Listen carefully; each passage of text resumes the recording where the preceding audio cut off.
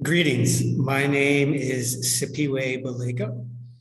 I first became a member of NCOBRA back in the 1997, the Chicago chapter under Baba Hannibal Afrique. And I have been serving in the reparations movement since then in various capacities. My primary interest has been in repatriation to Africa as part of the reparations movement, and more recently, reversing ethnocide as part of the internal reparations. Today, I'm going to make a short presentation on the concept of the plebiscite, which falls under the International Affairs Commission. Amari Obadeli is the primary architect of the plebiscite movement for Afro-descendants in the United States. I have prepared a free collection of his works on this issue at www.balanta.org/plebiscite. Please distribute widely.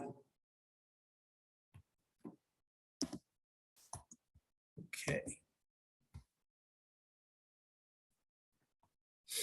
The purpose of a plebiscite for Afro-descendants in the United States was at the time of emancipation, and still is, to allow every victim of the crime of trafficking from Africa and enslavement in America a chance to exercise his or her unalienable right to liberty by choosing among and receiving the remedy of one of the four options: US citizenship, return to Africa, emigration to another country, and the creation of a new African nation on American soil.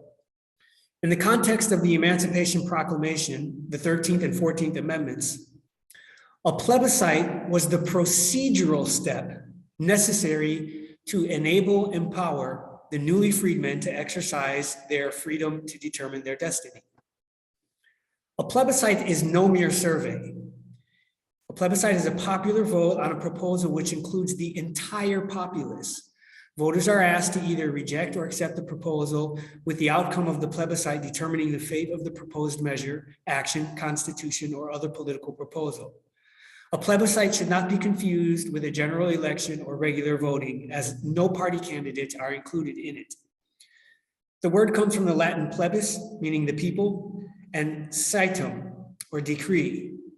Under a plebiscite, the people are allowed to decide on an issue of importance, and the outcome of the vote is like a decree from the citizens. Both democracies and dictatorships use plebiscites, although for very different purposes. In both instances, the vote cannot truly be called a plebiscite unless all eligible voters are able to participate. Now, in the words of Amari Obadeli, we begin with a petition drive, for the key to our legitimacy is consent, the will of the people. The petition simply asserts that the undersigned citizens agree to hold an election with UN participation to determine whether or not we shall be independent of the jurisdiction of the United States. I'd like to emphasize here that independent of the jurisdiction of the United States could come through emigration, repatriation to America, or establishing a new African state. Indeed, along with the petition drive, a specific campaign must be conducted among legislators and US congressmen, particularly Black ones, to make them, and concurrently the world, see that our cause is just under moral law and correct under international law, and that the law of the United States is deficient in failing to provide a peaceful formula for the separation of communities seeking their independence. From what has already been indicated, it is clear that the overall strategy is to present the United States, the United Nations, and the world with an implacable accomplished fact: the free vote of a community. And in this case, Amari Obadeli was defending independence, which is one of the four options. It is then to seek a favorable deployment of worldwide diplomatic pressures and internal US political pressures.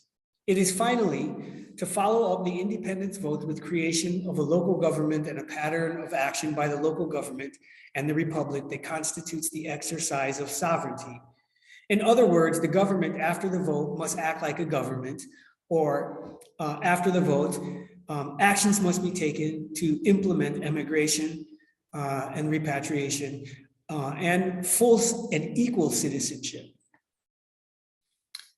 Mario Badelli continues, our method entails campaigns for consent, followed by plebiscites, followed by defense of our lands. By this element, we leave to the white majority any war for control of the American machinery of government. We seek no control over their people or their goods. Now, here are my considerations. A plebiscite properly conducted today would require a minimum of 10 million votes, plausibly representing all the households, from the estimated 47.5 million Afro-descendants in the United States, in order for it to be considered a legitimate expression of the informed desires of their nation, meaning people who share the heritage of slavery. A plebiscite properly conducted today would require support from the member states of the African Union in order to be able to effect a remedy for those who choose option 2, return to Africa. Currently, there is no official support in the form of legislation or policy for the Afro-descendants' right to return by the member states of the African Union, with the possible exception of Ghana and Sierra Leone. And I can talk more about this later if we have time for a question and answer period. A plebiscite properly conducted today would require the willingness of the United States to cede territory, as it did during emancipation, for the establishment of self-governing independent Afro-descendant territories. Currently, there is no support for the United States government to cede land and recognize an independent new African nation on territory it currently controls as a remedy for those who choose option 4.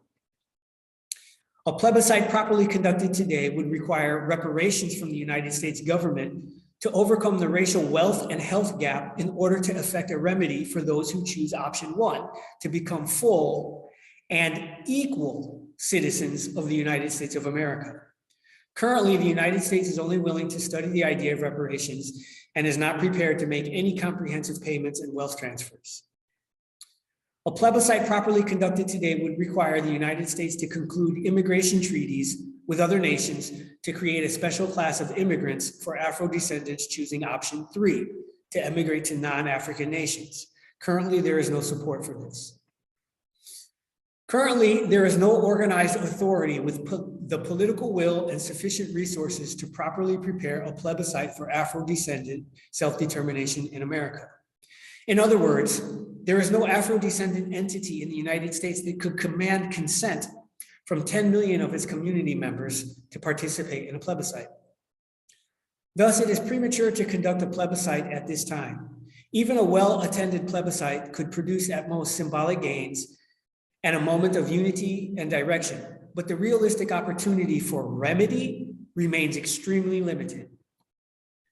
A substantial amount of pre-plebiscite mobilization could create a proper narrative and obtain the financial resources to produce a professional marketing campaign designed to inform the Afro-descendant population on the necessity and requirements of a plebiscite. A plebiscite campaign has the potential to finally mobilize all Afro-descendants in the United States into unified action, since the plebiscite seeks a remedy for all 4 options. Properly framed, the narrative is Afro-descendant self-determination. You choose your destiny. And we all support each other's right to choose. In this way, we can stop the fighting between repatriationists and integrationists, integrationists and new African nationalists and repatriationists, emigrationists and repatriationists, etc. It's an all for one and one for all. We struggle for all 4 remedies.